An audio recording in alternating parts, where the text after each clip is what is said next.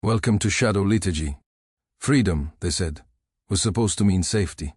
But what happens when the people who finally taste liberty start vanishing one by one, and the only ones who notice are those with nowhere to turn?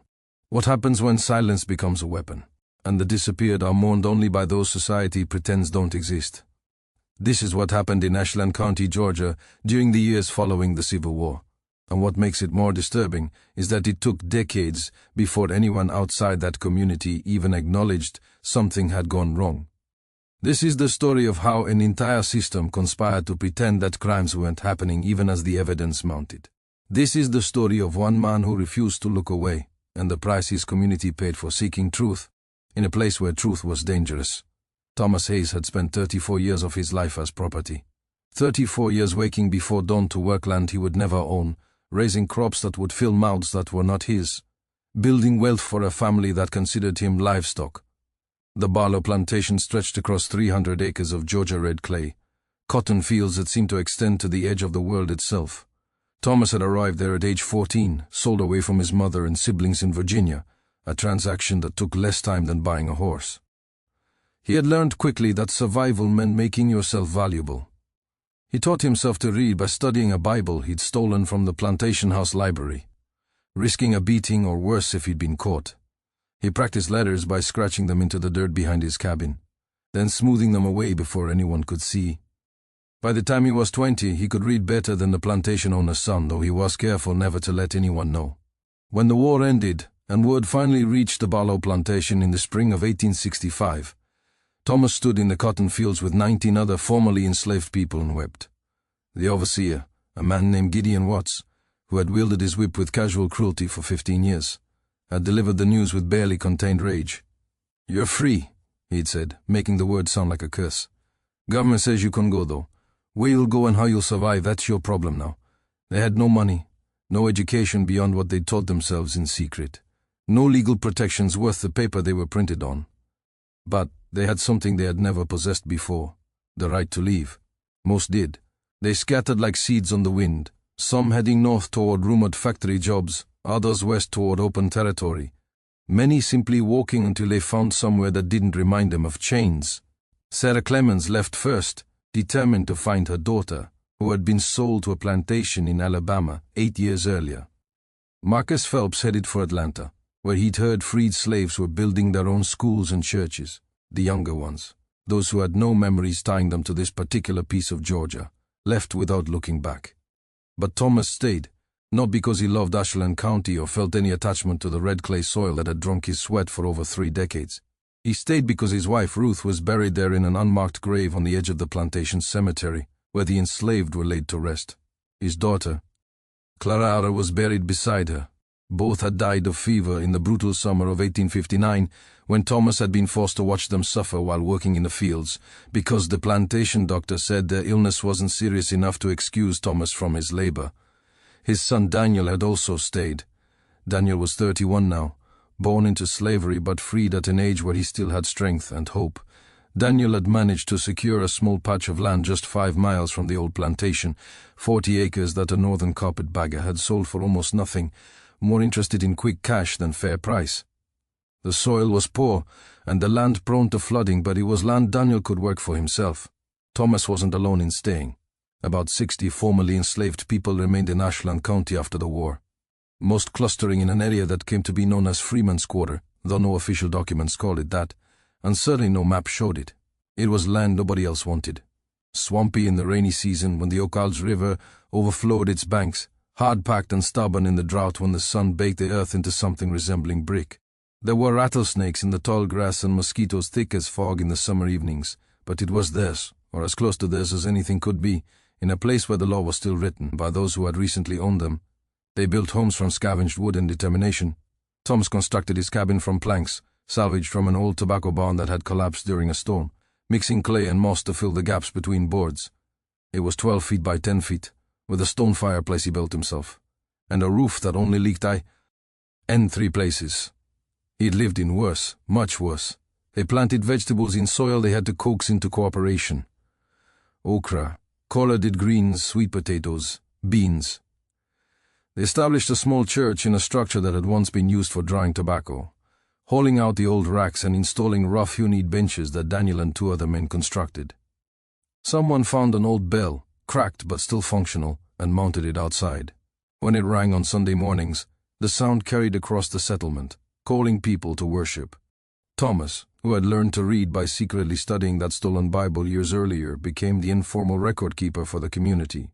He wrote down births and deaths, marriages and land arrangements, keeping everything in a ledger he'd purchased with the first money he'd ever earned as a free man. Payment for a week's work, repairing a fence for a farmer who had actually honored his promise to pay. The ledger was precious to him. It represented proof that their lives mattered, that their community existed, that there were people with histories worth recording. He kept it wrapped in oilcloth to protect it from the damp, and he wrote in it by candlelight in the evenings, his entries careful and methodical. January 15, 1866. Birth of Henry Tucker, son of Samuel and Martha Tucker, healthy boy, 8 billions. February 3, 1866. Marriage of James Foster and Caroline Webb. Ceremony performed by Thomas Hayes, myself in the church. Witnessed by entire community. March 12, 1866. Death of Moses Crawford, age approximately 72, caused natural decline, buried in the church cemetery. For 2 years life was hard but hopeful. The community grew slowly. A few more families arrived. Refugees from nearby areas where hostility toward freed slaves had turned violent. The church congregation swelled to nearly 80 people. Children were born, the first generation to take their first breaths in freedom, to never know the weight of chains, though they would learn soon enough that freedom itself could be a complicated thing in a place that resented their existence. A schoolteacher named Margaret Lawson arrived from Atlanta in the spring of 1867.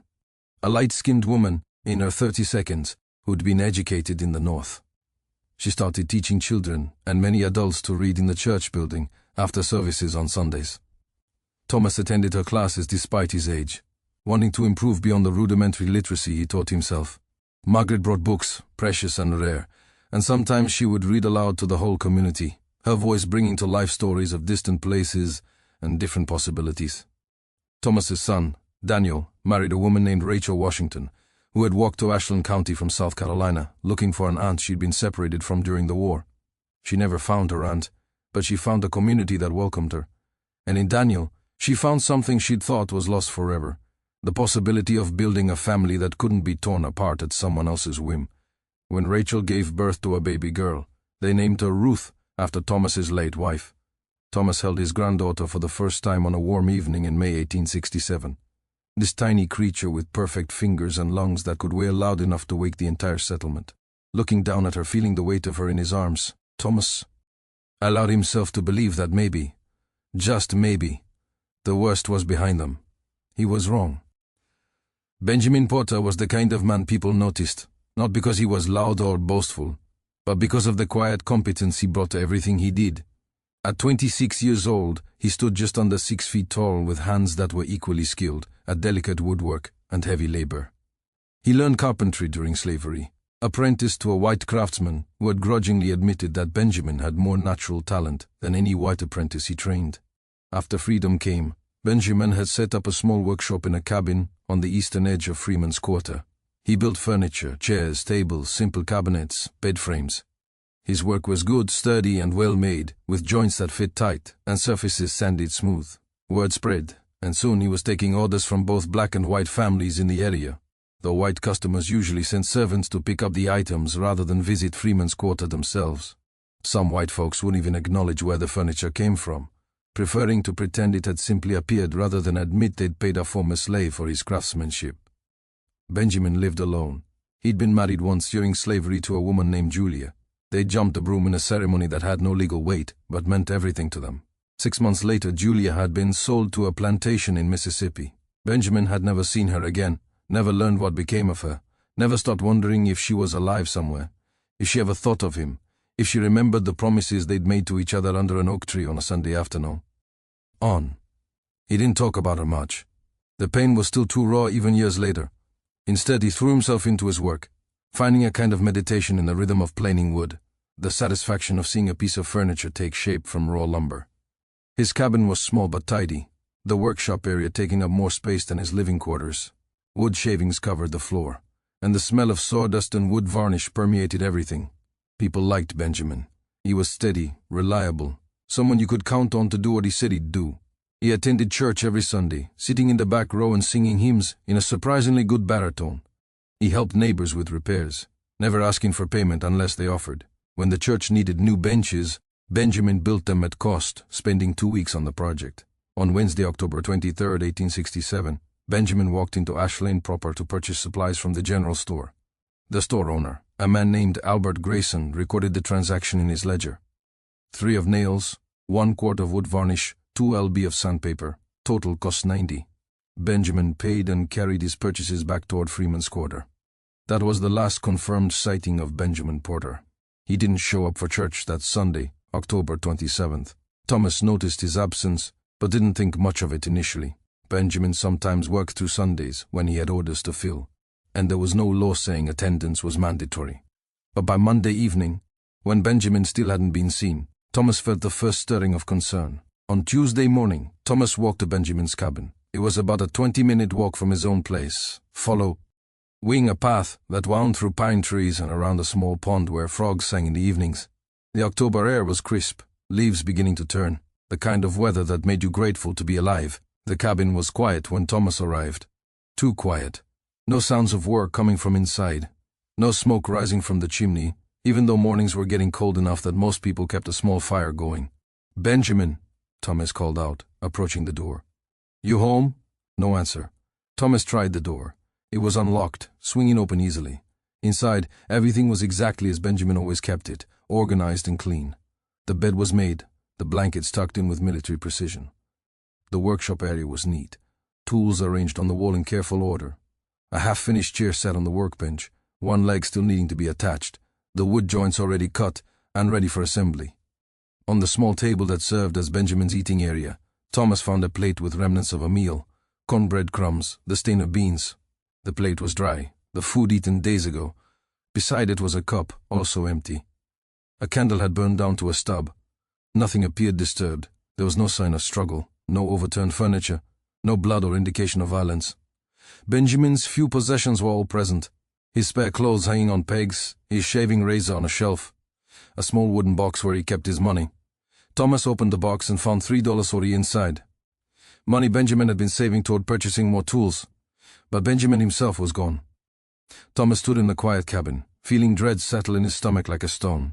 Something was wrong, deeply wrong. Opal didn't just disappear, leaving behind their money, their tools, their unfinished work, their entire life. He began asking around the community, had anyone seen Benjamin since Wednesday? Sarah Tucker, who lived in the cabin nearest to Benjamin's, said she'd seen him return from town Wednesday evening carrying his purchases. "I called out a greeting," she said. He waved back, seemed in good spirits, said he had work to finish and went into his cabin. That's the last I saw of him. Samuel Wright, who sometimes helped Benjamin with large projects, said Benjamin had mentioned he was expecting to start a big order soon, a dining table and 8 chairs for a family in town. He was excited about it, Samuel said it would be good money. He was going to use it to buy better lumber, maybe expand his workshop. Margaret Lawson, the school teacher, remembered Benjamin attending church 2 Sundays before his disappearance. He seemed perfectly normal, she said. Stayed after the service to help me arrange some books. We talked about maybe building some shelves for the school supplies. He said he'd be happy to do it. No one had any information that explained where Benjamin had gone or why. No one had seen anything unusual. No one had heard anything alarming. Thomas walked to the sheriff's office in Ashland proper, the white part of town, where freed slaves were tolerated during business hours, but expected to be gone by sunset. The town itself was small, built around a central square with a courthouse at its center. The buildings were mostly wooden, some showing the wear of war years, others freshly painted in an attempt to reclaim pre-war prosperity. Sheriff William Parrish's office was on the ground floor of the courthouse, a room with a desk, a gun rack, and wanted posters on the walls. Parrish was a thick-necked man in his 50s who had served as a captain in the Confederate Army. He'd returned to Ashland County after the war and been elected sheriff within months, running on a platform that emphasized maintaining order and protecting traditional values, which everyone understood to mean keeping freed slaves in their place. Parrish was reading a newspaper when Thomas entered, boots propped on his desk. He looked up with obvious irritation at the interruption. "What do you want?" Parrish asked, not bothering with pleasantries. Thomas removed his hat, holding it in his hands, a gesture of difference he hated but knew was necessary. "I'd like to report a missing person." "Sheriff who?" "Benjamin Porter. He lives in Freeman's Quarter, hasn't been seen since last Wednesday." Parrish lowered the newspaper slightly. "Benjamin Porter. That the boy who makes furniture?" "Yes, sir. He's 26 years old. Left his cabin sometime between Wednesday evening and Thursday morning. All his possessions are still there, including his money, his tools, unfinished work. He wouldn't have left those behind willingly. Maybe he went to visit someone. You people wander around a lot, don't you?" Thomas kept his voice carefully neutral. "Benjamin has no family in the area, Sheriff. No reason to travel. And he had orders to fill. Work scheduled. He's a reliable man. His disappearance is completely out of character." Out of character, Parrish swung his feet off the desk and leaned back in his chair, regarding Thomas with something between amusement and contempt. "You know what I think? I think you..."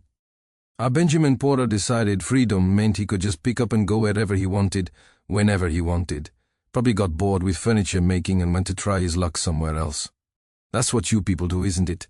No sense of responsibility or commitment. He left behind $340, sir, and valuable tools. A man doesn't abandon everything he owns without a word to anyone. People do strange things. Parrish picked up his newspaper again.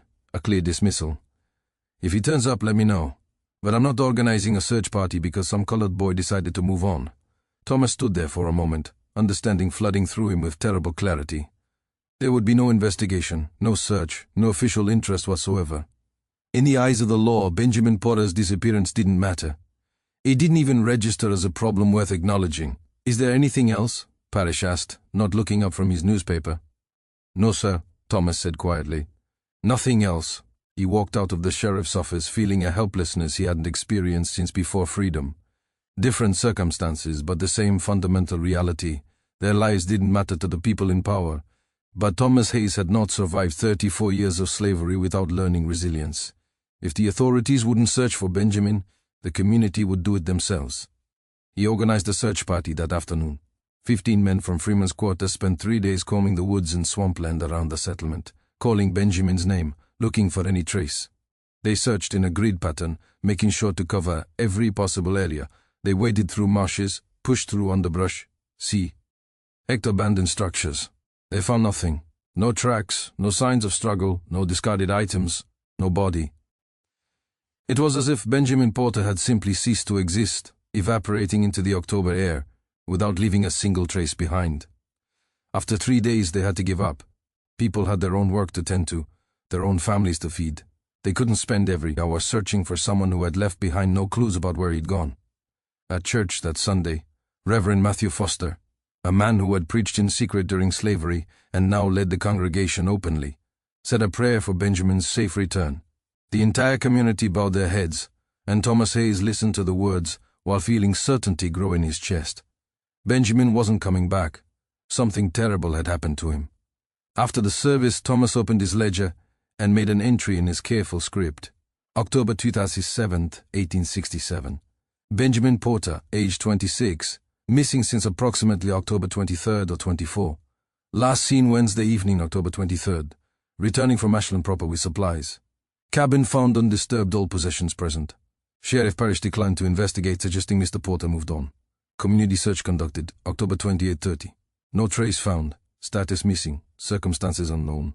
Thomas closed the ledger and sat for a long time, staring at the words he'd written. Something whispered in the back of his mind, a warning he couldn't quite articulate. But the warning was there, persistent and troubling.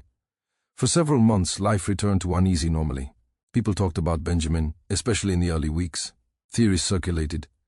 Maybe he'd had a sweetheart in another county. He'd never mentioned. Maybe he'd received word of his wife Julia and went to find her. Maybe he'd simply decided he wanted a fresh start and hadn't wanted to explain himself to anyone. Thomas wanted to believe these things. He tried to convince himself that Benjamin had left voluntarily, that there was some reasonable explanation for the abandoned money and tools and unfinished work.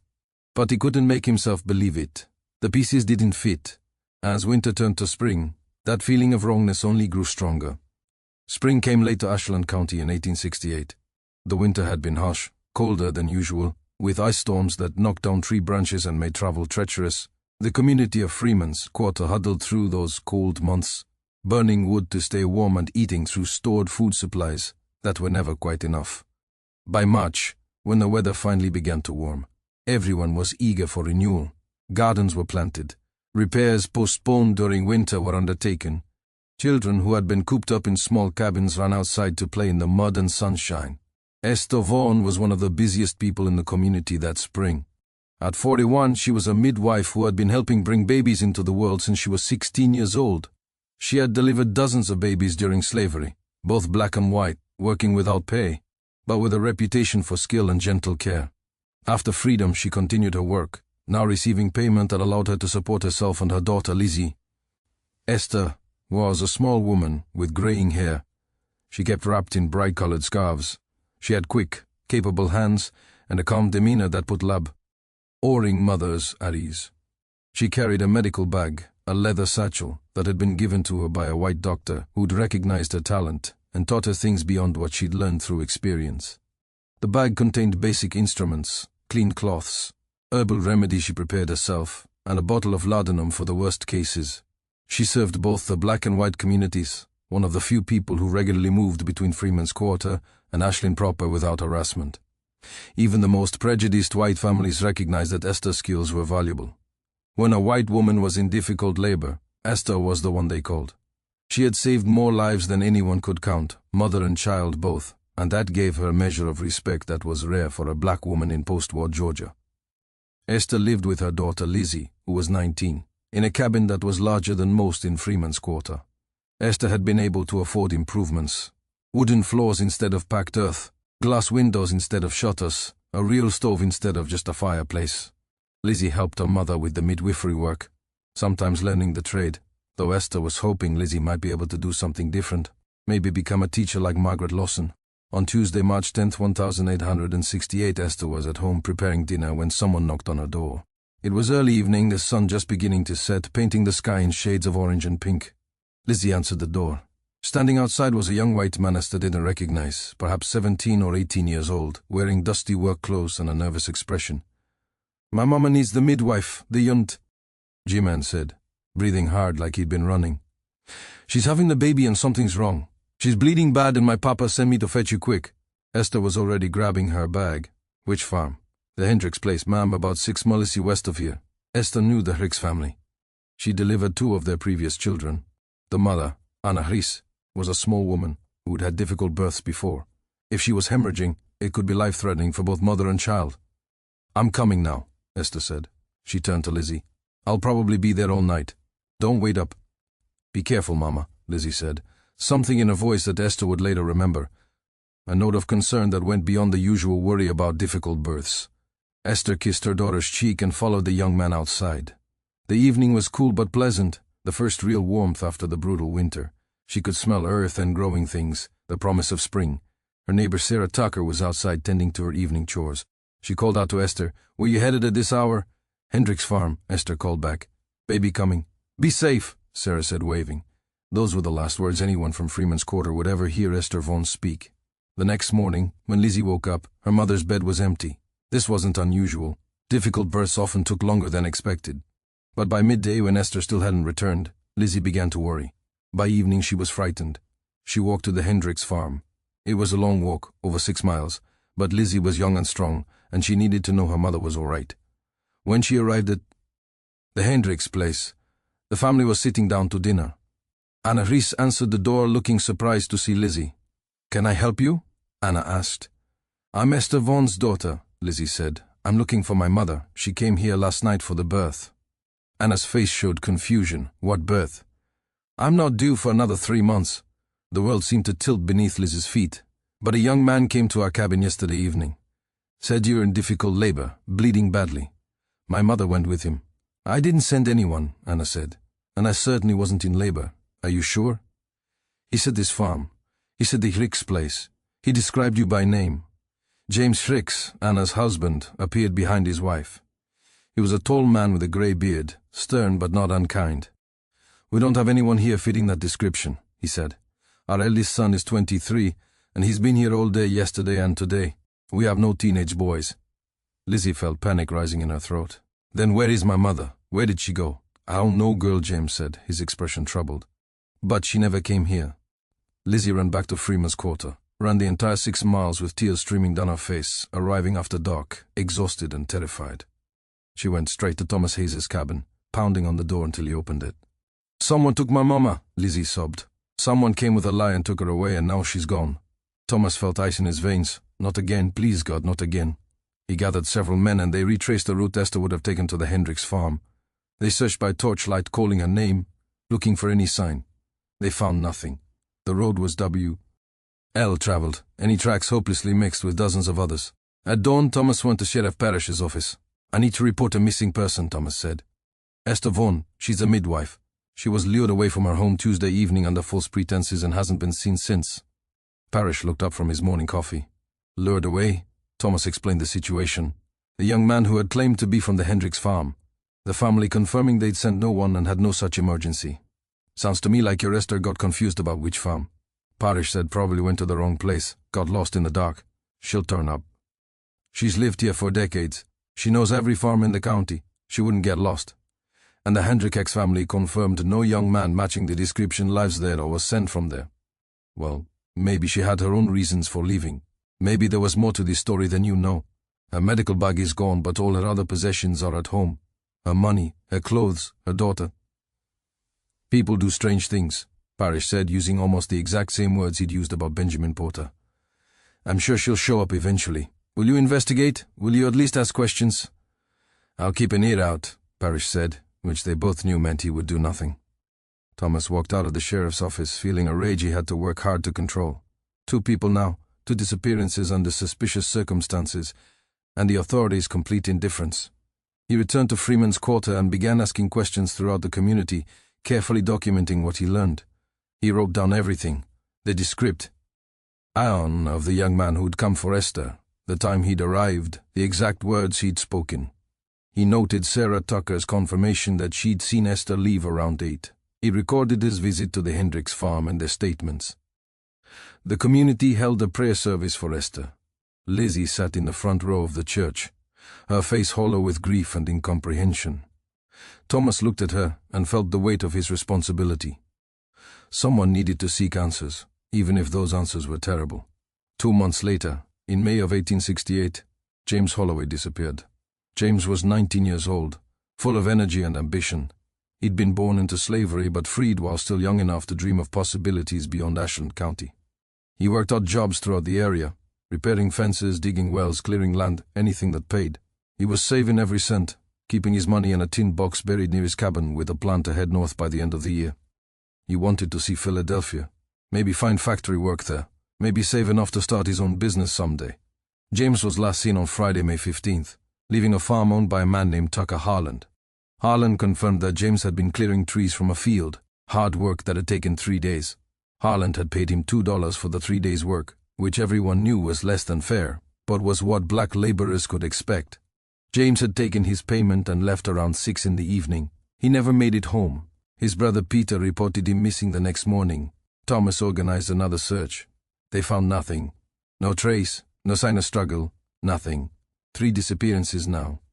Then in July, Mary Tucker vanished. She was 16 years old, Sarah Tucker's youngest daughter, known throughout Freeman's Quarter for her beautiful singing voice. She'd been walking home from Margaret Lawson's house, where she'd been helping with evening lessons when she disappeared. It was only a 15-minute walk, but Mary never arrived home.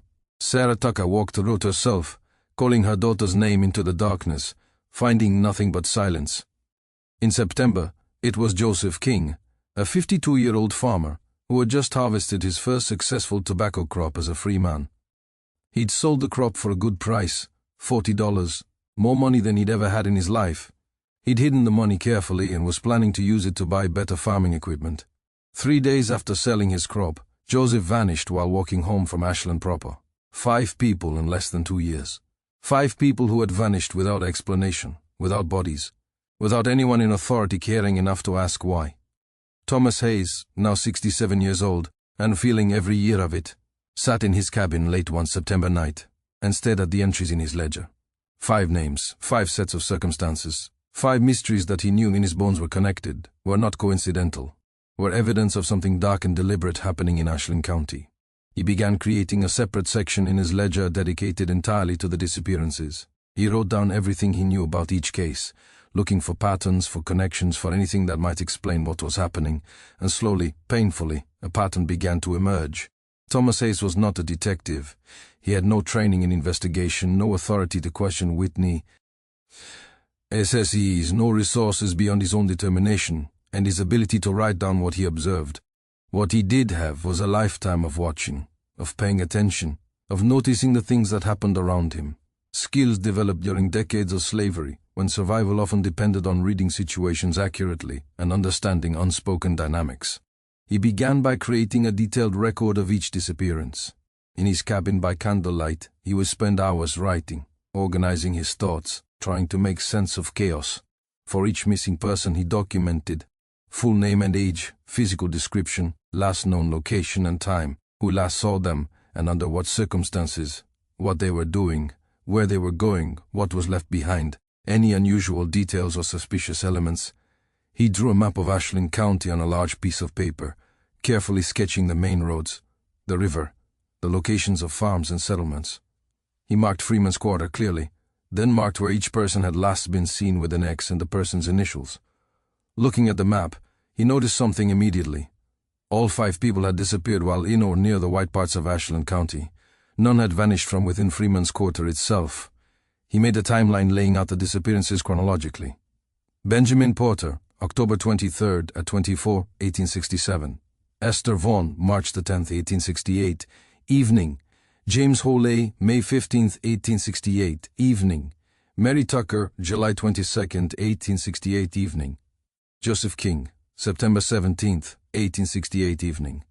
All 5 had disappeared during evening or night hours, none during full daylight. He created a list of what each person had been doing when they vanished. Benjamin N. returning from purchasing supplies in town. Esther responding to a fake medical emergency. James leaving a farm after completing paid work. Mary walking home in early evening. Joseph returning from town after selling his crop. All 5 had connections to work or services they provided to white families. All 5 were either traveling alone or were isolated from the community at the moment of disappearance. Thomas shared his findings with his son Daniel and several other trusted men in the community. Reverend Foster, Samuel Wright, and Marcus Webb, a man who had fought in the Union Army during the war and had a soldier's way of thinking about tactics and threats. They met in Thomas's cabin on a cool evening in late October 1868, exactly 1 year after Benjamin Porter had disappeared. The men sat on stools and barrels, cramped in a small space, speaking in voices barely above whispers, even though no one could overhear them. Thomas spread his map and his timeline on the small table. "Look at this," he said. "Look at the pattern." They studied the documents, in silence. Marcus Webb, who could read thanks to his time in the army, traced his finger across the timeline. "All evening disappearances," he said. "Easier to take someone in darkness. And all near white areas," Samuel added. "All away from our community." "They're targeting us," Daniel said, his voice tight with anger.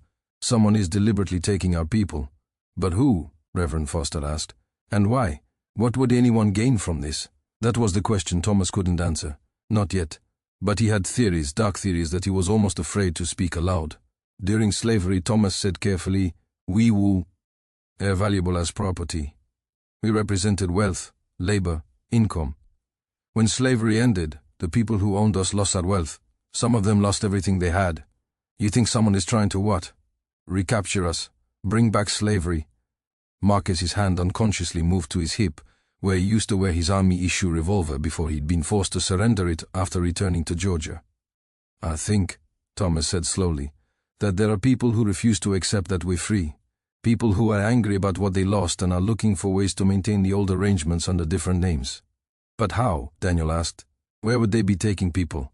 You can't just keep slaves openly anymore." The law," Thomas interrupted bitterly, "requires someone to enforce it. And who enforces the law in Ashland County?" "Sheriff Parrish," Samuel said. Understanding dawned on his face, followed by fear. "You think the sheriff is involved?" "I think the sheriff has shown absolutely no interest in investigating these disappearances. I think he's dismissed every concern I brought to him." I think Thomas hesitated, then pushed forward. "I think if the sheriff was involved, if he was protecting whoever is responsible, everything we've seen would make sense." Silence fell over the group. This was dangerous territory. Accusing the sheriff, even in private, was the kind of thing that could get a black man killed in Reconstruction, Georgia. We need more information, Marcus said finally. We need to know who's behind this. We need evidence. How? Reverend Foster asked. We can't exactly walk up to white folks and start demanding answers. No, Thomas agreed. But we can listen. We can pay attention. Some of our people work in white households, in white businesses. They hear things. If we organize ourselves, if we start gathering information systematically. They talked for hours that night, developing a strategy. They identified people in the community who had regular contact with white families, domestic workers, laborers, anyone who might overhear conversations or observe suspicious activity. Thomas would coordinate the effort, collecting information and documenting everything. It was dangerous. If word got out that they were actively investigating, there would be retaliation. But doing nothing meant more disappearances. They had to try. Over the following weeks, Thomas quietly approached trusted community members and explained what he needed. Most agreed to help, motivated by fear for their own safety and determination to understand what was happening to their people. The information came in slowly, in fragments, in whispered conversations after church, or in corners of the tobacco barn on quiet evenings. A woman named Delia Frazier pulled Thomas aside one Sunday in early November. Her cousin Louise worked as a cook for the Henderson family, one of the wealthiest families in the county. Henderson owned a lumber mill and several hundred acres of forest. Louise heard something, Delia said quietly, something that frightened her. Thomas met with Louise a few days later in a secluded spot away from both Freeman's Quarter and the white parts of town. Louise was a woman in her 30s, thin and nervous, with good reason to be afraid of losing her position with the Henderson family. It was one of the better-paying jobs available to black women in the county. I need you to understand, Louise said before telling him anything. If this gets back to the Hendersons, if they find out I was listening to their private conversations, I'll lose my job. Or worse, I won't use your name, Thomas promised. Whatever you tell me, I'll protect you. Louise took a deep breath. About 3 weeks ago, Mr. Henderson had a dinner party. 5 men, all wealthy landowners and businessmen. I was supposed to leave after serving dinner, but they had me stay late to clean up. I was in the kitchen and they were in the study and the doors were open because it was warm that night. Their voices carried. What did they say? They were drinking whiskey and smoking cigars, laughing about things I didn't understand at first. But then Louise's hands were shaking. One of them said something about how there were ways to make up for what they'd lost when slavery ended. Another one laughed and said, as long as no one asks questions. And Mr. Henderson said, the sheriff understands the situation. He's not going to cause problems. Thomas felt his blood run cold. Did they mention any specifics? Any names? No names of colored folks, if that's what you mean. But one of them mentioned something about shipments and how they needed to be more careful about spacing them out. Another said business was good, that buyers weren't asking questions. They sounded pleased with themselves, confident. Did you recognize the other men? Mr. Harland, the one who owns the logging operation and the mining concern. Mr. Yates, who runs the cotton gin. Sheriff Parrish, of course. And one other man I didn't know. Younger, maybe 30, well-dressed. They called him Mr. Phillips. Thomas wrote all of this down later, his itch. And shaking with anger and fear. Shipments, buyers, the sheriff's involvement. It was starting to come together, forming a picture so horrific that part of him wanted to deny it was possible. But he knew better. He'd lived through slavery. He knew exactly what people were capable of when they valued profit over humanity. More information trickled in over the following weeks. A man named Robert Gill, who worked at the train depot loading and unloading freight, reported seeing crates loaded onto freight cars late at night. Always under the supervision of Tucker Harland or his men. The crates were large enough to hold a person, though Robert had never seen inside them. They were always marked mining equipment or lumber supplies. A woman named Patience Morris, who did laundry for several white families, mentioned that she'd seen men gathering at Tucker Harland's property late at night on several occasions. They arrive after dark, she said. Sometimes I'm walking home late from work and I see lanterns on his property, see men moving around. They're doing something they don't want people to see in daylight. A field worker named Jackson Price reported that he'd been approached by Tucker Harland about a job. He offered me twice the normal rate to help with some nighttime work. Jackson said it was moving freight to the river. Had to be done at night for business reasons. Something about the offer felt wrong. Felt dangerous. I told him I had family obligations and couldn't work nights. He got angry, tried to insist, but I held firm and walked away. I've been nervous ever since, watching my back. Thomas documented everything. He was building a case, though he wasn't sure what he could ever do with it. Who would listen? Who would care? The sheriff was implicated. The wealthy men involved had power and connections, and Thomas was a 67-year-old former slave with no legal standing to speak of. But he kept writing because someone had to. Someone had to bear witness to what was happening, even if justice seemed impossible. By December of 1868, Thomas had developed a working theory about what was happening to the missing people of Ashland County. It was based on circumstantial evidence, second-hand accounts, and logical inference. Nothing that would stand up in any court, but enough to paint a terrible picture.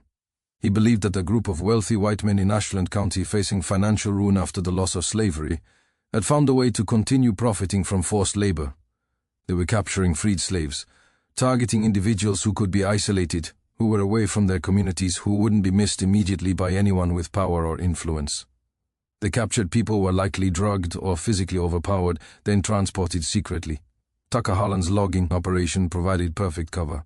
Crates supposedly containing lumber or mining equipment loaded onto boats that traveled down the Akmalji River to coastal ports. From there, the captives could be sold to remote plantations, mining operations, or labor camps, where no questions would be asked, and no one would investigate working conditions. It was slavery continuing under a new guise, not legally sanctioned, but profitable enough that those involved were willing to take the risk, and with Sheriff Parrish ensuring no official investigation would take place, the risk was minimal. The system was clever in its brutality. By spacing out the disappearances and targeting people from different areas, they avoided creating too obvious a pattern.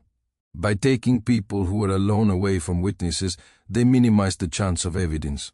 By involving the sheriff, they guaranteed official indifference. And by preying on freed slaves, people who had no political power, no legal advocates, no voice in the newspapers or halls of government, they ensured that no one with the ability to stop them would even know crimes were happening. Thomas knew he couldn't prove any of this. He had no physical evidence, no recovered victims to testify, no confessions, no documents. What he had were whispered reports from frightened workers, observations of suspicious activity, and a logical framework that explained the pattern of disappearances. It wasn't enough, but it was something. He called another meeting at his cabin, this time including more community members. 20 people crowded into the small space and spilled outside, forming a circle in the cold December darkness. Thomas presented his findings. He spoke carefully, sticking to facts when he had them, clearly identifying speculation when that's all he had. He showed them his maps, his timeline, his documented witness statements. When he finished, the silence was heavy and terrible. Finally, Sarah Tucker spoke up. She had lost her daughter, Mary, in July, and the grief had carved lines into her face that hadn't been there before. "So what do we do?" she asked. "If what you're saying is true, if people are being stolen and sold like we are still living in slavery times, what can we do about it?" "We protect ourselves," Thomas said. "We make ourselves harder to capture." Marcus Webb stepped forward. "Here's what I learned in the army. You survive by understanding your enemy's tactics and denying them opportunities. These people are ambushing isolated individuals, so we don't give them isolated individuals." They spent hours that night developing a safety protocol for Freeman's Quarter. 1. No one travels alone, especially after dark. People move in groups of at least 3. 2. Anyone who needs to go into Ashland proper or work on white-owned farms informs multiple people of their plans, where they're going, when they expect to return, what route they're taking. 3. If someone doesn't return when expected, the community responds immediately with a search party and loud public inquiry. 4. People working in white households remain alert for suspicious conversations and report anything unusual to Thomas. 5. Anyone approached with offers of isolated work, especially at night, declines and reports the incident. 6. Children and teenagers never travel to white areas alone under any circumstances. 7. The church bell serves as an alarm. If anyone is threatened or witnesses something suspicious, ring the bell and the community assembles. We can't stop them. Thomas said, "We don't have the power for that, but we can make it harder. We can make it more dangerous for them to try. We can survive until someone with authority finally decides to care." It was a fragile plan built on hope that was even more fragile, but it was all they had. They implemented the protocols immediately. At first people found them inconvenient, having to coordinate schedules, always traveling in groups, spending time they didn't have. But fear was a powerful motivator. The fear of vanishing, of being the next name in Thomas's ledger, of never seeing family again. For several months, the strategy worked. No one else from Freeman's Quarter disappeared during the winter of 1868-1869. The community maintained vigilance, and slowly people began to feel slightly safer. But Thomas knew they were living on borrowed time. The people behind the disappearances hadn't stopped. They'd just been denied easy targets. And eventually they would adapt. Eventually they would find new ways to isolate victims, or they would come after the person making things difficult for them. Thomas Hayes had survived 67 years by understanding when he was in danger. During slavery, that instinct had kept him alive through brutal overseers, arbitrary punishments, and the constant threat of being sold away. After freedom, that same instinct told him when to be differential, when to stay silent, when to make himself small and invisible. That instinct was screaming at him. Now, in early March of 1869, Thomas noticed he was being watched. Nothing obvious, nothing he could prove, but there a man standing on the corner when Thomas walked into Ashland proper to purchase supplies. Someone who seemed to have no particular business, but whose eyes followed Thomas wherever he moved. A rider on the road outside Freeman's Quarter, sitting on horseback for no apparent reason, just watching. Daniel noticed it too. "Someone's keeping track of you, Papa," he said quietly one evening. "They're making sure you know you're being watched." "It's intimidation," Thomas replied. "They won't be frightened." "Are you?" "Yes," Thomas admitted. "But being frightened ever stopped me from doing what needed to be done." The warning came in mid-March on a Tuesday afternoon that was unusually warm for the season. Thomas was working in the garden behind his cabin, planting seeds for the coming growing season when he heard horses. He looked up to see Sheriff William Parrish riding into Freeman's Quarter, accompanied by 2 deputies. This was unprecedented. The sheriff never came to their community, never acknowledged its existence, except to make clear that any trouble would be met with overwhelming force. People stopped what they were doing. Work ceased. Children were called inside. Everyone watched as the 3 lawmen rode slowly through the settlement as if they owned it, as if they were surveying property rather than visiting a community of free people. Parrish stopped his horse in the area that served as the settlement's central square near the church. Thomas set down his gardening tools and walked toward them, aware that everyone in Freeman's Quarter was watching, aware that this confrontation would set a tone for everything that followed. "Which one of you is Thomas Hayes?" Parrish called out. Though Thomas was certain the sheriff knew exactly who he was. "I am," Thomas said, stopping a few yards from the horses. He kept his hands visible, non-threatening. Parrish dismounted with deliberate slowness. He was a big man, over 6 trillions tall and heavy with muscle and authority. He walked toward Thomas, his deputy staying mounted but with hands near their weapons. "I've been hearing some interesting stories about you, Hayes," Parrish said, his voice carrying across the square. "Stories about you spreading rumors, making accusations against respected ears of this community. I don't know what you're referring to, Sheriff. Don't play dumb with me." Parrish stepped closer, invading Thomas's personal space. "You've been telling people that kidnapping is happening in this county, that upstanding citizens are involved in criminal activity. That's a serious accusation, one that could be considered slander or worse, incitement to violence or rebellion." Thomas kept his voice level and respectful even though rage was burning in his chest. "I've been documenting the disappearances of members of our community, Sheriff, that's all. Keeping records of missing people. Is that against the law? Missing people who probably just moved on. People do that, you know. They get tired of one place and move to another. It's what happens when people are free to wander wherever they want." "All 5 of them?" Thomas asked. "All of them left without telling anyone, without taking their money or their possessions. Esther Vaughan left her daughter behind. Benjamin Porter left unfinished furniture orders.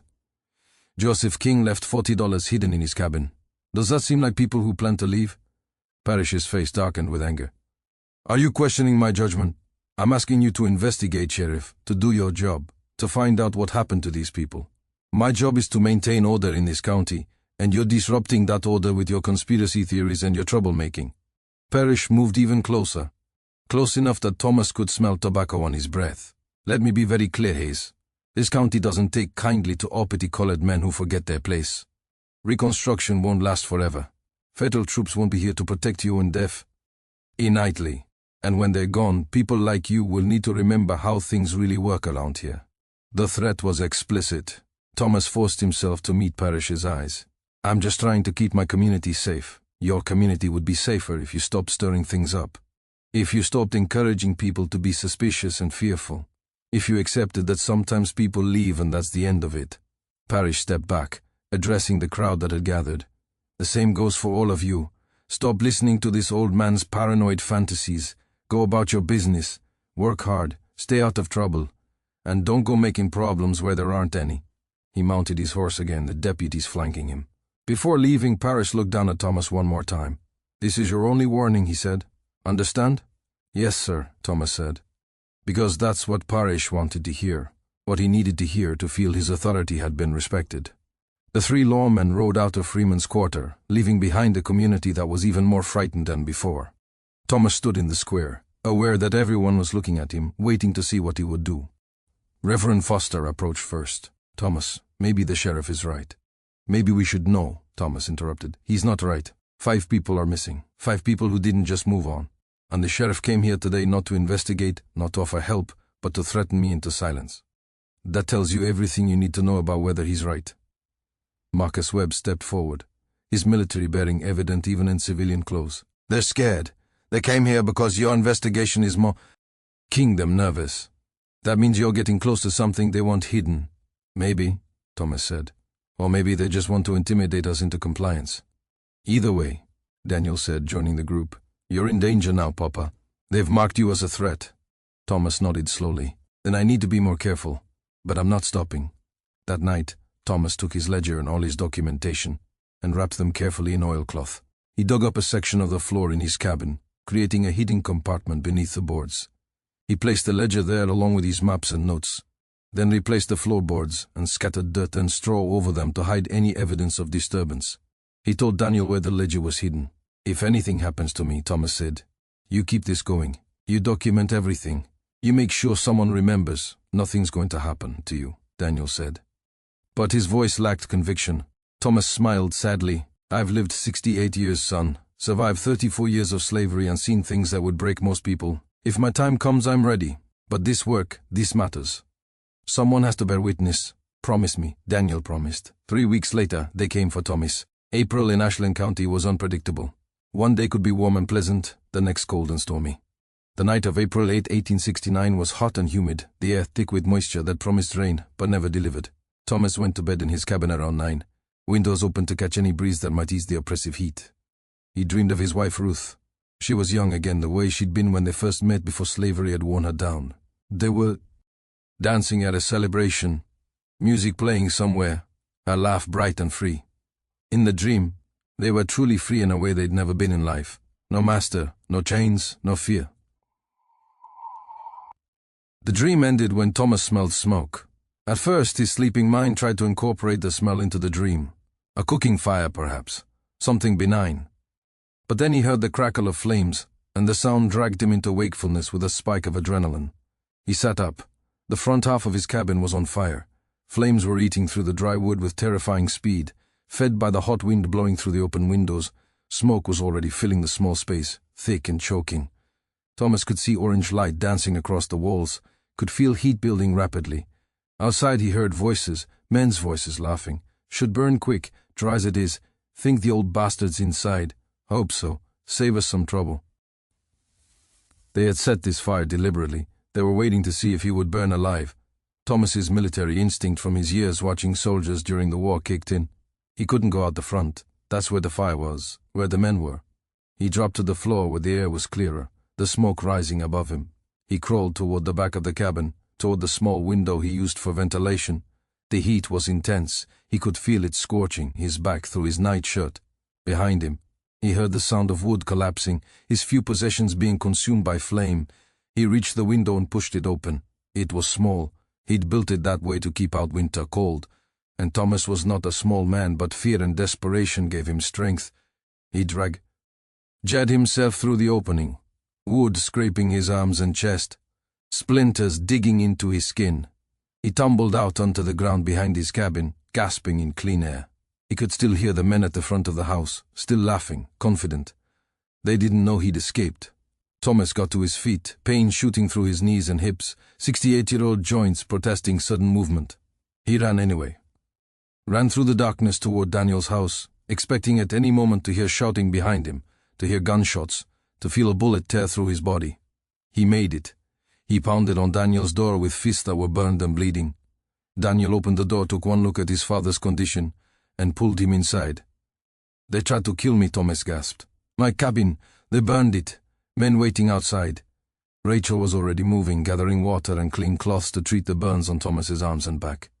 Daniel grabbed his hunting rifle and looked out the window toward where Thomas's cabin would be. The orange glow of fire was visible, lighting up the night sky. "We need to wake everyone," Daniel said. "If they came for Papa, they might come for others." They rang the church bell, the emergency signal they'd established. Within minutes, people were emerging from cabins, carrying whatever weapons they had, gathering together. The men armed themselves with axes, hammers, hunting rifles, even farming tools. The women brought children to the church, the safest building in the settlement with its stone foundation. The attackers didn't come back that night. Perhaps they believed Thomas had burned. Perhaps they were surprised by the community's rapid response. Or perhaps they'd accomplished what they wanted, sending a message of terror. Thomas's cabin burned to the ground. The flames were visible for miles, bright enough to be seen from Ashland proper. The church bell had rung out, the sound carrying across the night. But no one came to help put out the fire. The message was clear. Freeman's Quarter was on its own, and if its people died, no one with power would care. By dawn, Thomas's home was nothing but smoking ruins. Thomas stood looking at it, Daniel beside him, Rachel tending to his burns. The entire community had gathered, forming a protective circle around him. "I should stop," Thomas said quietly, his voice from smoke. "If I stop investigating, stop asking questions. Maybe they'll leave the rest of you alone. Maybe this will end. And if you stop," Marcus Webb said, "what happens the next time someone disappears? What happens when they take another one of our people and no one's documenting it? No one's bearing witness." "Marcus is right," Reverend Foster added. "What you're doing matters, Thomas. It matters that someone is refusing to be silent. It matters that someone is keeping record." "It matters," Sarah Tucker said, her voice breaking, "that someone cares enough to remember my Mary, to write down her name, to say that she existed, and that what happened to her was wrong." Thomas looked around at the faces of his community, people who were terrified but determined, people who had survived slavery and war, and who would survive this too. He thought about the 5 names in his ledger, and the unknown number of others who had disappeared from other communities, their fates unrecorded and unremembered. "Then I keep writing," he said. They helped him salvage what could be saved from his cabin, which wasn't much. The structure was completely destroyed, but the ledger was safe, still hidden under the floorboards in a compartment that had survived the fire. Thomas dug it up when the ashes had cooled, the oilcloth singed and blackened but intact, the book inside undamaged. He moved in with Daniel and Rachel. The community helped build a new sleeping area for him, a corner of Daniel's cabin partitioned off with blankets hung from the ceiling. It was cramped and offered no privacy, but Thomas didn't mind. He was alive. The ledger had survived. The work could continue. That night, sitting at Daniel's table by candlelight, Thomas opened the ledger and made a new entry. April 8, 1869. Attempted murder of Thomas Hayes. Cabin burned by unknown assailants while I slept. Voices heard outside. Men waiting to see if I would burn alive. Escaped through rear window. Community responded to emergency bell. No assistance from town authorities. Cabin completely destroyed. This attack confirms suspicion that documenting disappearances is perceived as threat by those responsible. He wrote 2 more sentences. "I will not be silenced by terror.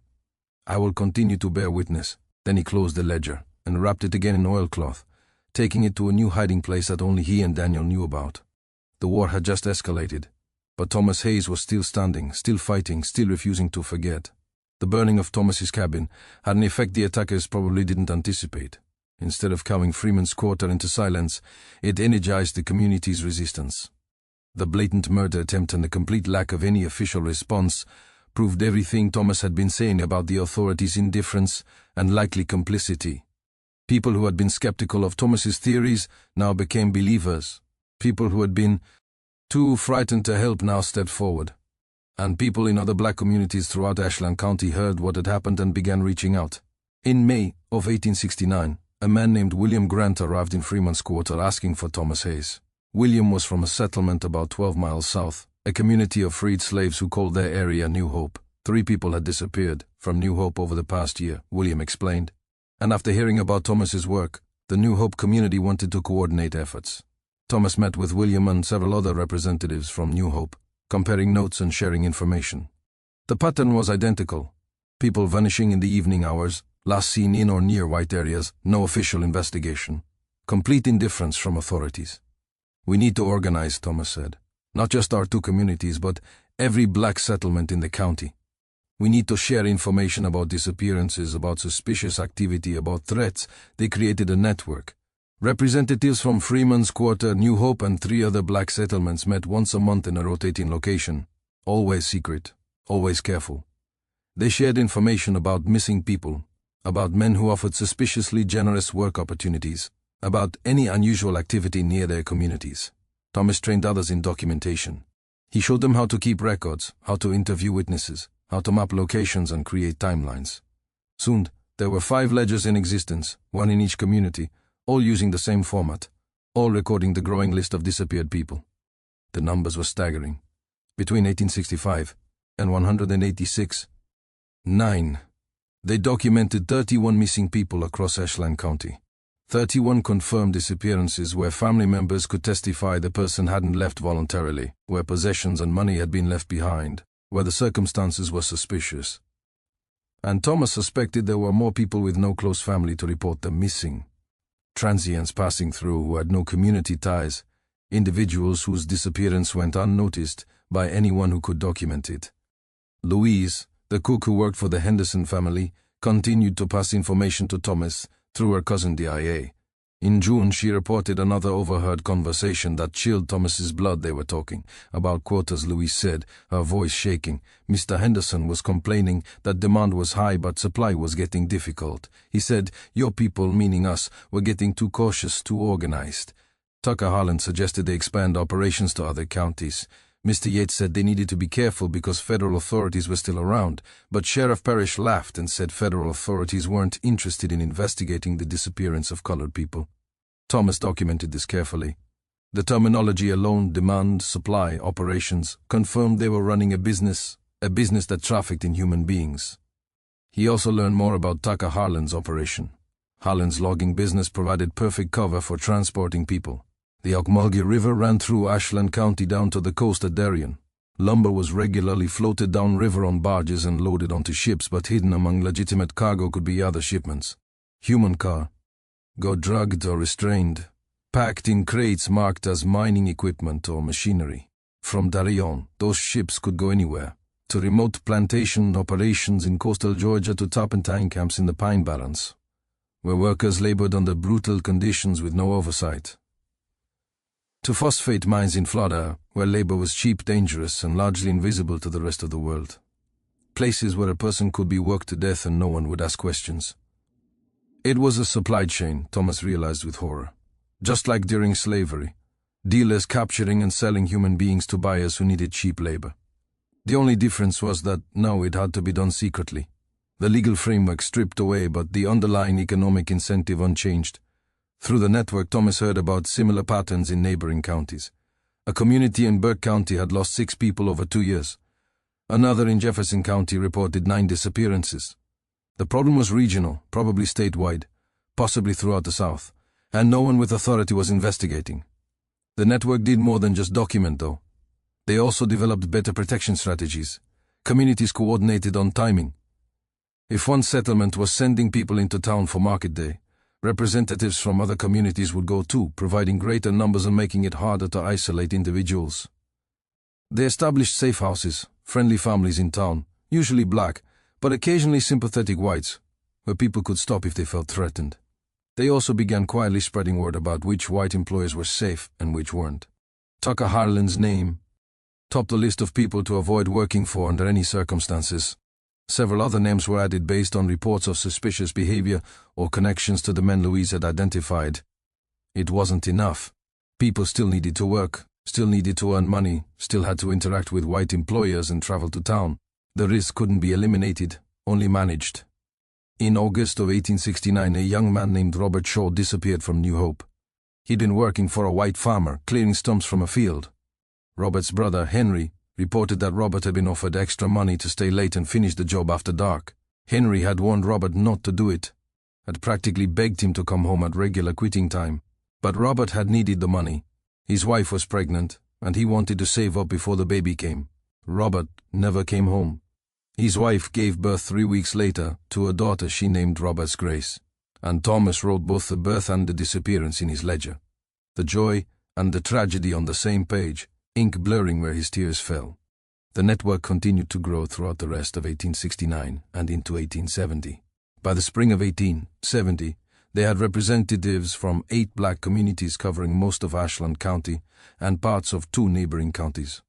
They had documented 42 disappearances total, with more being added, as people heard about the network and came forward with information about missing family members from previous years. Thomas was now 70 years old. His hands shook when he wrote, arthritis making every letter difficult.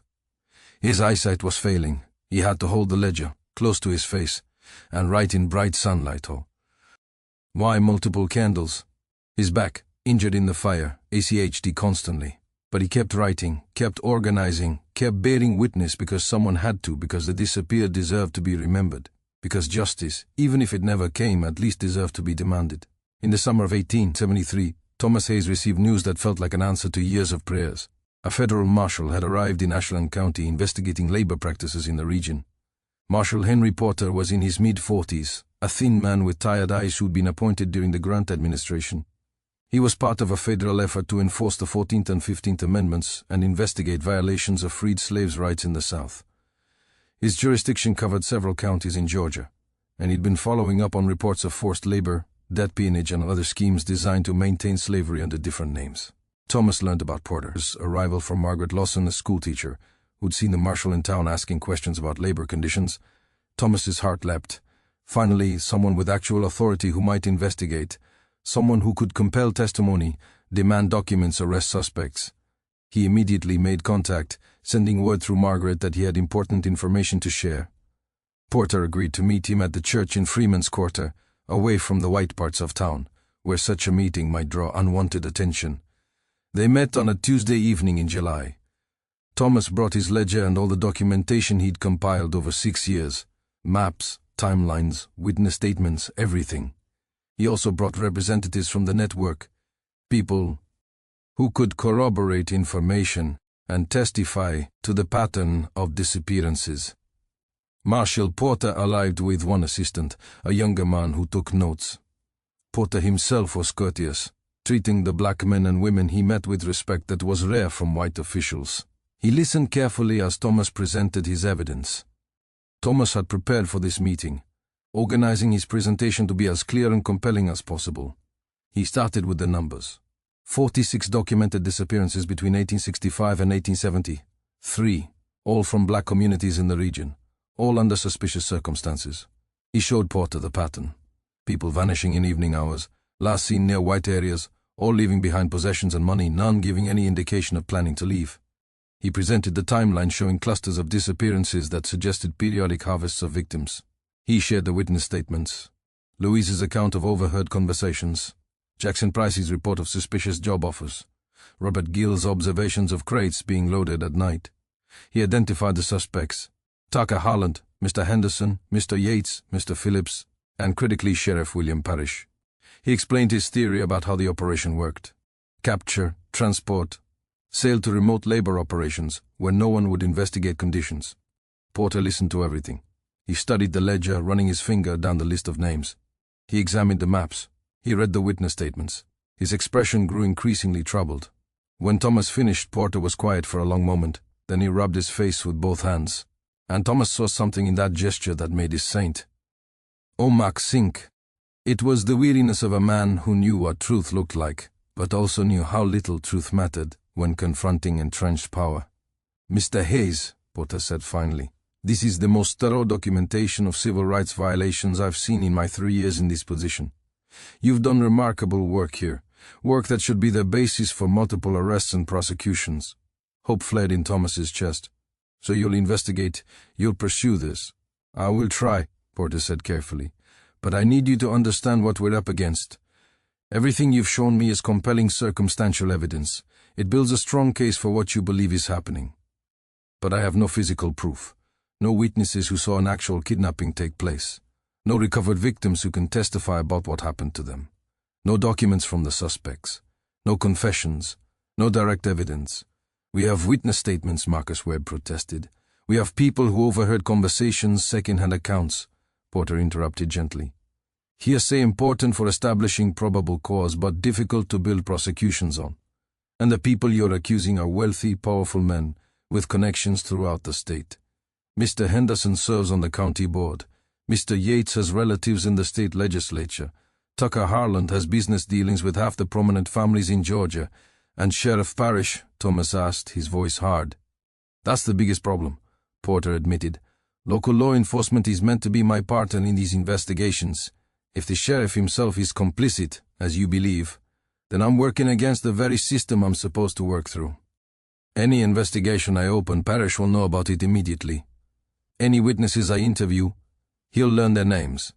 Any evidence I gather, he'll have opportunity to interfere with. So, they're untouchable, Daniel said bitterly.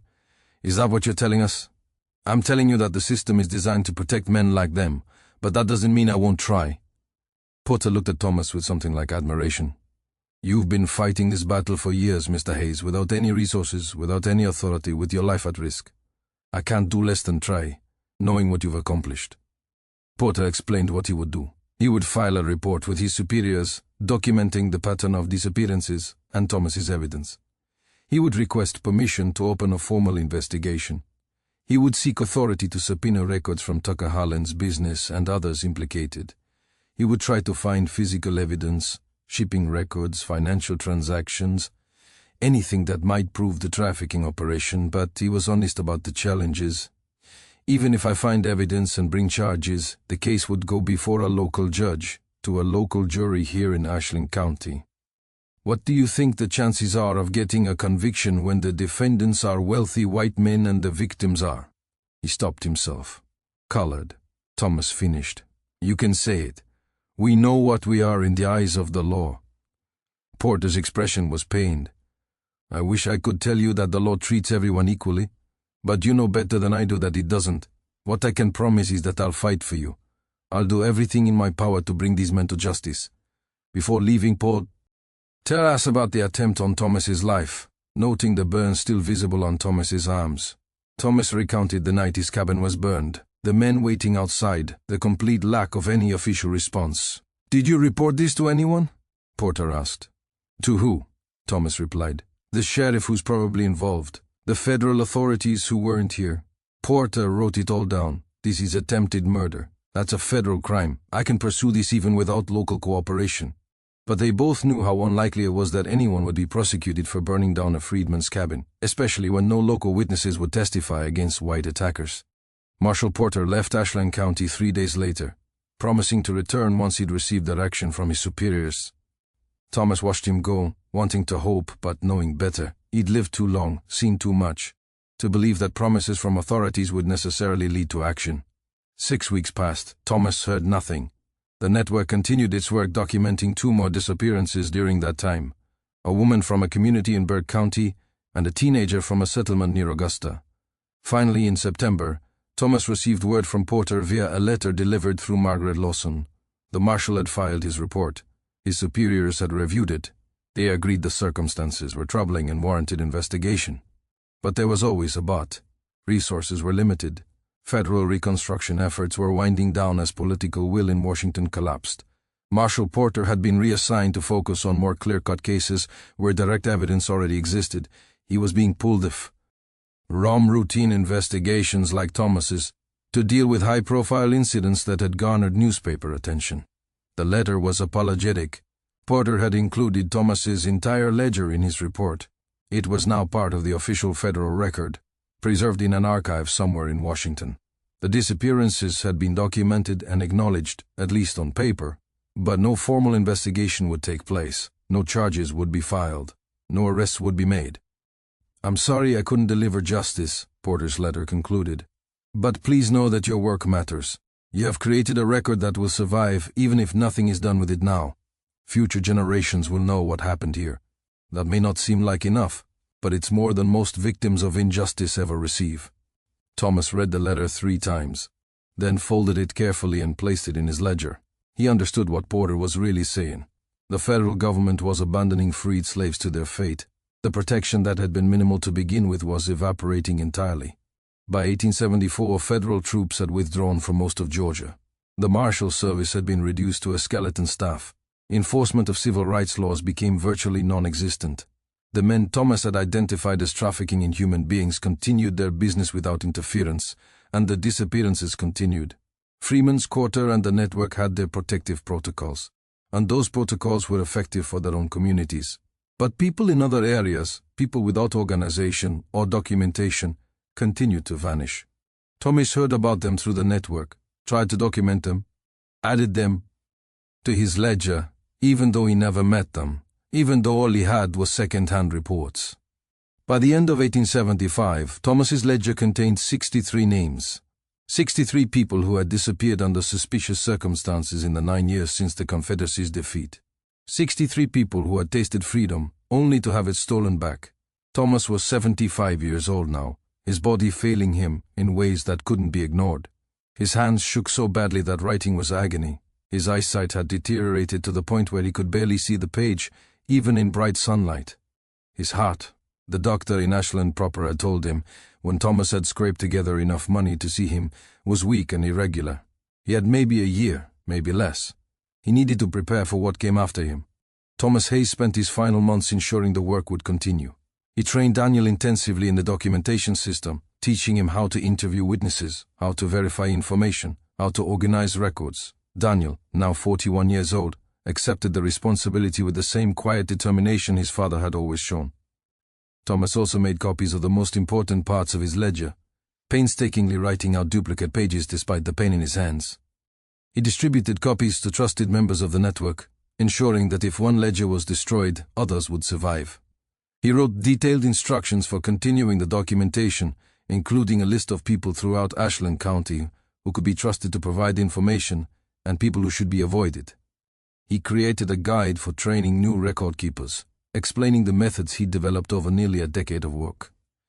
In November of 1875, Thomas organized what would be his final meeting of the network. Representatives from 11 communities attended, gathering in the church at Freeman's Quarter. Thomas stood at the front, smaller and frailer than he'd been, his voice weak, but his words clear. "I won't be here much longer," he said, and when people started to protest, he raised a hand. "It's all right. I've lived 75 years, which is more than I ever expected during slavery. I've been free for 10 of those years. I've seen my granddaughter grow up knowing freedom from birth. That's enough." He paused, gathering his strength. "But this work, documenting what's being done to our people, this can't end with me. It's too important. The men who are stealing us, selling us, returning us to slavery under different names, they're counting on us being too frightened or too weak to resist. They're counting on no one caring, no one remembering, no one bearing witness. We will remember," Marcus Webb said firmly. "Every community here will continue documenting. We'll keep the network active. Do more than document," Thomas urged. "Protect each other. Share information. Don't let anyone be isolated or vulnerable. And someday when someone with power finally decides to care, make sure they have evidence. Make sure they have names and dates and circumstances. Make sure they can't pretend this didn't happen." He looked around at the faces watching him. People of all ages, survivors of slavery and children born into freedom, united by determination to resist oppression in whatever form it took. "We may never see justice," Thomas said. "The men responsible may never face consequences. But we can deny them the final victory. We can refuse to be forgotten. We can insist that our lives matter, that our missing people matter, that the crimes against us are real and terrible and wrong. That's what bearing witness means. That's what this work is for." The meeting concluded with prayer and quiet fellowship. Thomas felt a profound exhaustion, but also something like peace. He had done what he could. The rest would be up to others. Thomas Hayes died in his sleep on January 19, 1876, in the corner of Daniel's cabin, where he'd lived since his own home had been burned. His granddaughter Ruth, now 8 years old, was the first to notice that her grandfather wasn't breathing, that the gentle snores that usually punctuated his sleep were absent. Daniel stood over his father's body and wept, for the man who had survived so much, for the work that had consumed the final decade of his life, for the justice that had never arrived. Then he dried his tears and opened his father's ledger, making an entry in his own careful script. January 19th, 1876. Death of Thomas Hayes, age approximately 75 years. Cause natural decline of health. Buried in the Freeman's Quarter Church Cemetery beside family, he died as he lived, bearing witness to injustice and refusing to be silenced. His work continues.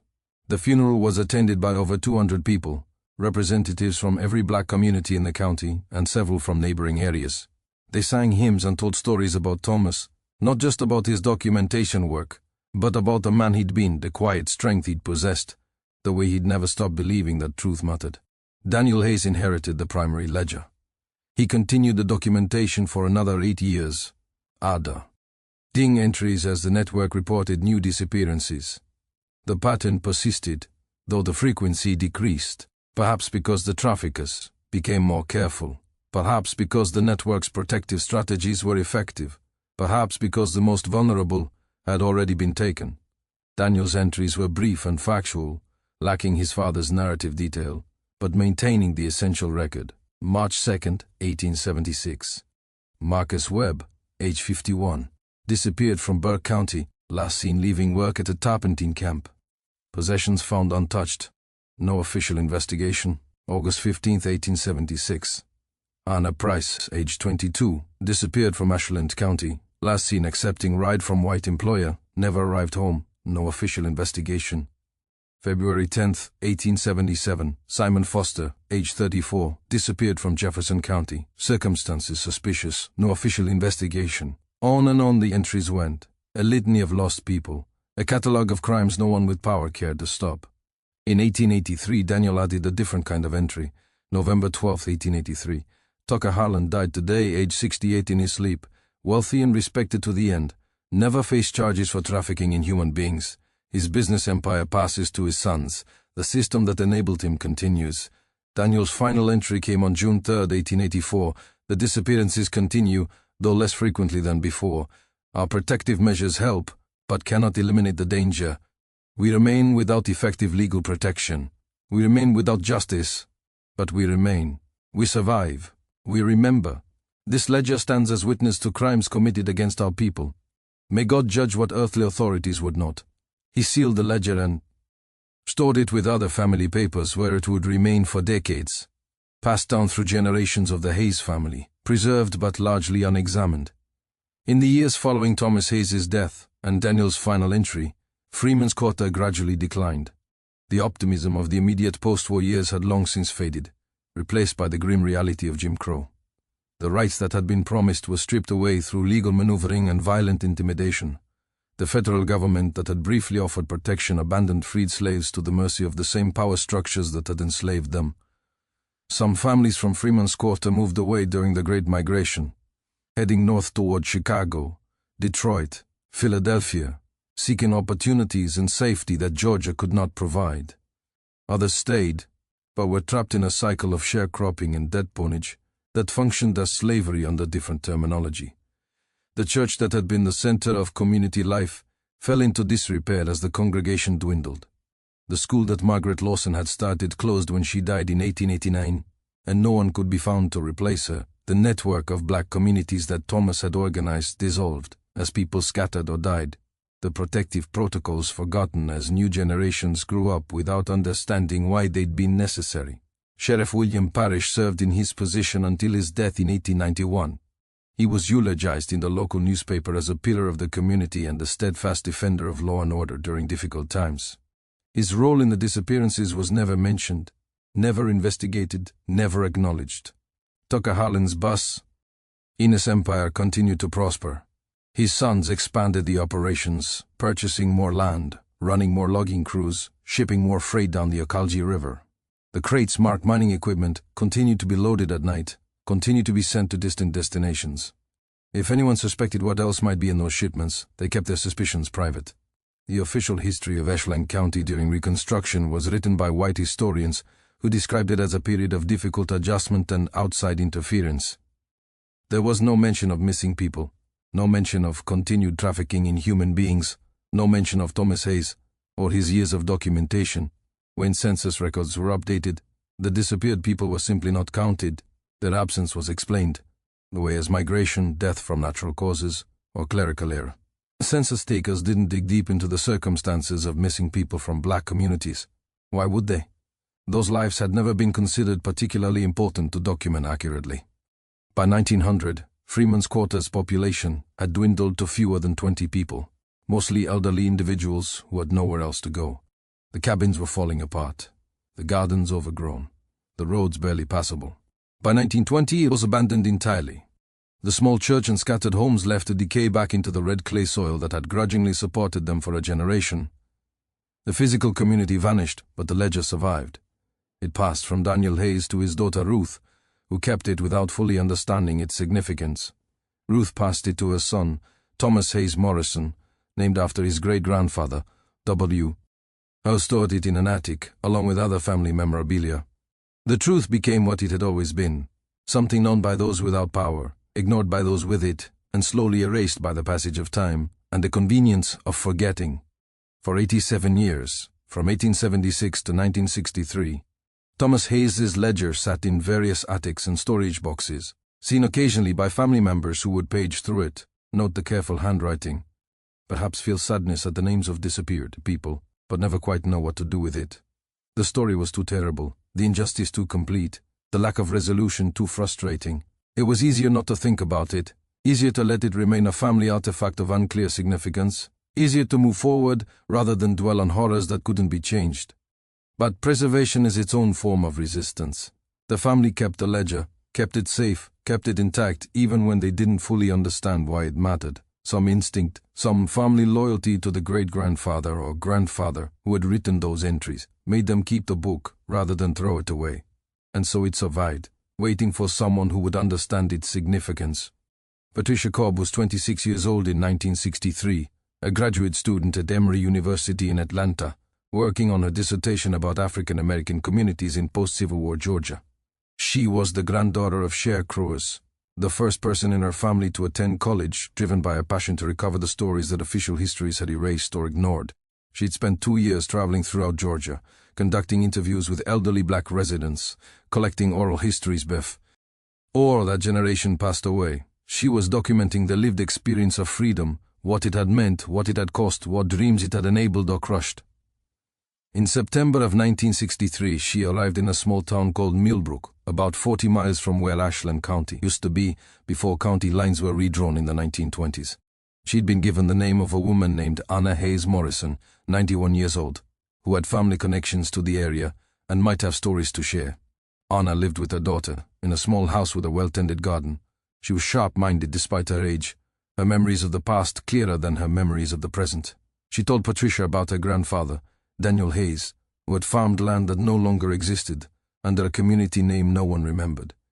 "My father kept some of grandfather's old papers," Anna said. "Books and things. I have them in a trunk upstairs. Never knew quite what to do with them, but couldn't bring myself to throw them away." Patricia's heart quickened. Primary sources from the Reconstruction era were rare, especially from black communities. Could I look at them? Anna's daughter helped bring down an old trunk, the leather cracked and dry with age. Inside were papers, photographs, a few books, and there, wrapped in stained oilcloth that had protected it for decades, was Thomas Hayes's ledger. Patricia opened it with careful hands. The pages were yellowed and fragile, the ink faded but still legible. She began to read, and as she read, the modern world fell away. The first entries were mundane: births, deaths, marriages, land transactions.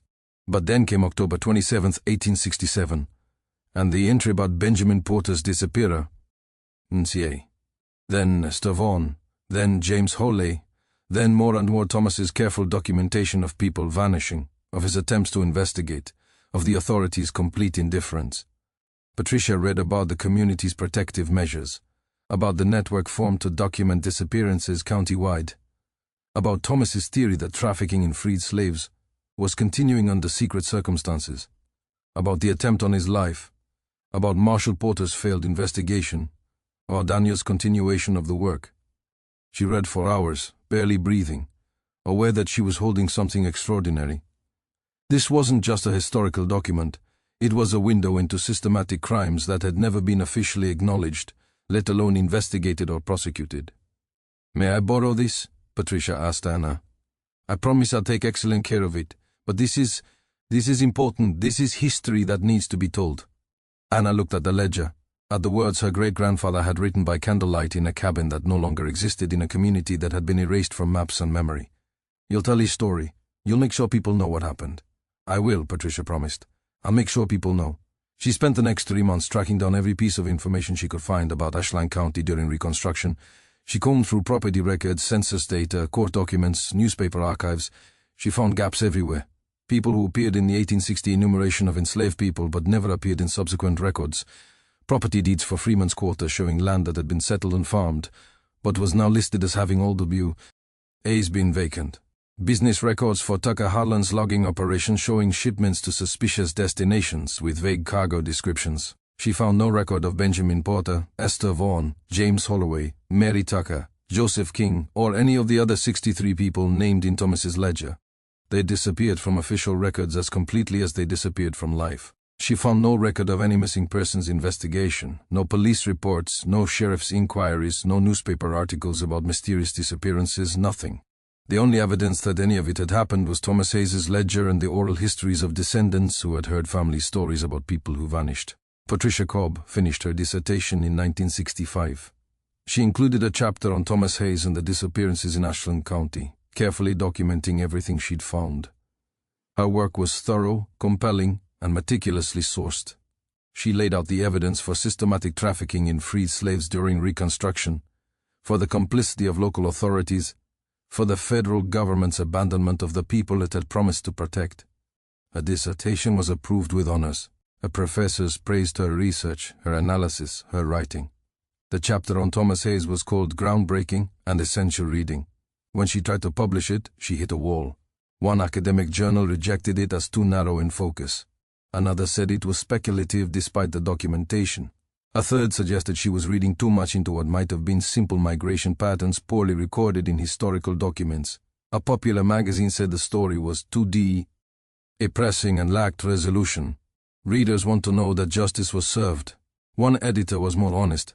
This is an important story, but America in 1966 isn't ready to confront it. We're in the middle of a civil rights struggle. People want stories of progress, of wrongs being righted. Your story is about wrongs that were never righted, about injustice that was never addressed, about crimes that went unpunished. It's too uncomfortable. Maybe another generation.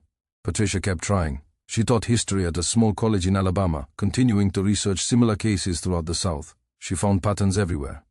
Disappearances of freed slaves documented in private letters and diaries, but never officially investigated. Oral histories in black communities about people taken and never seen again. Cryptic references in business records to labor acquisitions and specialty freight. She published 2 books on the subject in 1972 and 1979. They were well reviewed in academic circles but reached a limited audience. Most Americans never heard of Thomas Hayes or Freeman's Quarter or the systematic trafficking that had continued in the shadows of Reconstruction. The ledger itself, meanwhile, was donated to Emory University's Special Collections Library, where it was carefully preserved, catalogued, and made available to researchers. Over the decades, a handful of historians examined it, cited it in academic papers, included references to it in scholarly books that were read by other scholars, but rarely by the general public. Thomas Hayes's work survived, but the justice he had sought never arrived. Part 13. What we know here is what we know for certain, verifiable through documentation. Thomas Hayes existed. Birth records are unclear. Enslaved people's births were rarely recorded accurately, but census records from 1870 list Thomas Hayes, age 65, living in Ashland County, Georgia, occupation farmer. He appears in land records as a witness to property transfers in an area that maps from the era show as predominantly black settlement. The ledger exists. You can see it today if you visit the Stuart A. Rose Manuscript Archives and Rare Book Library at Emory University in Atlanta. It's stored in an archival box in a climate-controlled vault. The pages are yellowed and fragile, protected in Maya sleeves. The ink has faded to brown but remains legible. Request Box 47, Folder 12, Hayes Family Papers, 18,651, 1884. The entries are there. 63 names. 63 people who disappeared between 1865 and 1870. From Ashland County and surrounding areas.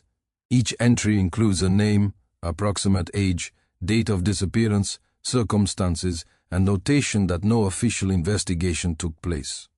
Census records corroborate gaps in the population. There are people listed as living in Ashland County in the 1860 enumeration of enslaved persons who never appear in any subsequent census despite being young enough to have survived. Where did they go? No records indicate migration, death, or any other explanation. Sheriff William Parrish was a real person. He served as sheriff of Ashland County from 1866 to 1891. Newspaper archives contain articles praising his service. They also contain no articles about investigating disappearances of freed slaves despite Thomas Hayes' documented attempts to report missing people. Tucker Harland owned a lumber and logging operation that shipped freight down the Ocmulgee River. Business records from the era show his operation was profitable and well-conned. They also show shipments of mining equipment and machinery to destinations that were primarily agricultural regions with no documented mining operations. Federal Marshal Henry Porter existed. He was appointed in 1871 and served until 1874 when federal enforcement of Reconstruction policies collapsed. His reports preserved in National Archives records document widespread violations of freed slaves' rights throughout Georgia. One report from 1873 references systematic disappearances of freed slaves in Ashland County, thoroughly documented by local community member. Insufficient resources available for full investigation. These are facts. They are documented. They are verifiable. What we don't know for certain is exactly what happened to the 63 people who disappeared. Thomas Hayes believed they were captured and re-enslaved, sold to remote labor operations where they could be worked without oversight. The circumstantial evidence supports this conclusion. The pattern of disappearances, the involvement of men who had owned slaves and resented their loss, the suspicious business activities, the complete lack of official investigation, the attempt to murder Thomas when he got too close to the truth. All of this points towards systematic trafficking in human beings, but there were no trials, no confessions, no recovered victims who could testify, no physical evidence beyond the absences themselves and the suspicious circumstances surrounding them. The truth, in the strictest legal sense, remains unproven. What we do know is that between 1865 and 1877, thousands of formerly enslaved people disappeared throughout the South. Exact numbers are impossible to determine because records were poorly kept and investigations were non-existent. But historians who have studied the era estimate the number could be as high as tens of thousands. People who were captured and forced back into servitude through convict leasing, debt peonage, outright kidnapping or other schemes designed to maintain the economic system slavery had provided. We know that various forms of forced labor continued throughout the South, well into the 20th century. Convict leasing, where prisoners were rented out to private businesses and worked under brutal conditions, wasn't fully abolished in Alabama until 1928. Debt peonage, where workers were trapped by inflated debts they could never repay, persisted into the 1940s.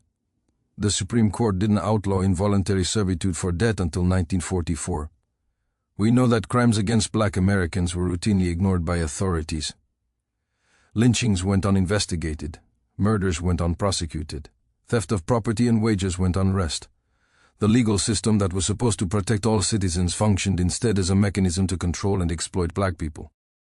We know that Thomas Hayes spent the last years of his life trying to get someone in authority to care about the disappearances, that he documented everything with painstaking care, that he organized his community to protect themselves when protection from authorities was unavailable, that he survived an assassination attempt and kept working, that he trained his son to continue the documentation after his death. We know that his work was ignored by everyone who had the power to investigate. The sheriff dismissed him. The federal marshal sympathized, but ultimately did nothing. The newspapers never covered the story. The courts never heard cases. The criminals were never prosecuted. We know that Thomas Hayes died in 1876 without seeing justice, that the men he believed were responsible lived long, prosperous lives without facing any consequences, that the trafficking likely continued for years after his death, that the community he'd worked to protect slowly disintegrated under the weight of oppression and hopelessness. We know that his ledger survived because his family preserved it, passing it down through generations until someone recognized its significance. We know that Patricia Cobb fought for years to get Thomas Hayes' story into the historical record, facing resistance from publishers and editors who found the story too uncomfortable, too unresolved, too challenging to the narrative of inevitable progress. We know that even today, more than 150 years later, most Americans have never heard of Thomas Hayes or the disappeared people of Ashland County. The last page of Thomas Hayes' ledger contains a single sentence, written in Daniel Hayes's hand, dated June 3, 1884. My father believed that one day someone would care enough to seek justice. I pray to God he was not wrong, though I fear he was. While whether Thomas Hayes was right or wrong depends on what we choose to do with stories like his. Whether we examine them honestly or allow them to remain obscure. Whether we acknowledge the full horror of what happened, or accept sanitized versions that make us more comfortable. Whether we recognize that the theft of freedom didn't end with the 13th Amendment, but continued in various forms for decades afterward. The people who disappeared from Ashland County never got justice. Their families never got answers. Thomas Hayes never got the investigation he fought for. The system that enabled their disappearances was never dismantled. The criminals were never punished.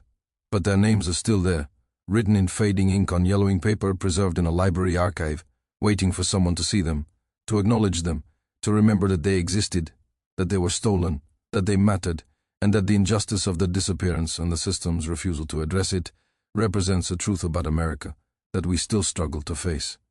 Benjamin Porter, Esther Vaughan, James Holloway, Mary Tucker, Joseph King, Marcus Webb, Hannah Price, Simon Foster, Robert Shaw, and 54 others whose names Thomas Hayes carefully recorded, because he understood that being forgotten is the final injustice, the ultimate erasure. They existed, they were free, they were taken. No one with power tried to help them, that is what we know. The rest is silence. The silence of official records that never acknowledged the crimes. The silence of newspapers that never reported the disappearances. The silence of courts that never heard the cases. The silence of a society that found it easier to look away than to confront the truth.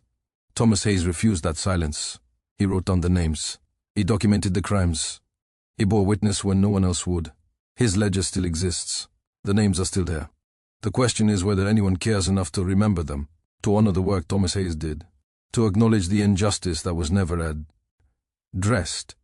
Whether we choose silence or remembrance, that's up to us.